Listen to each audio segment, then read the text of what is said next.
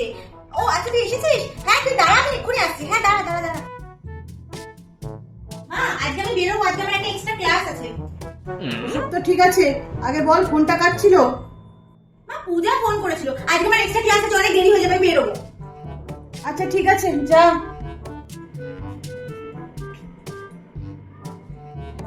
আচ্ছা শোন, যাচ্ছিস ঠিক আছে, তাড়াতাড়ি ফিরবি, নাহলে মৃদুলা খুব রাগ করবে।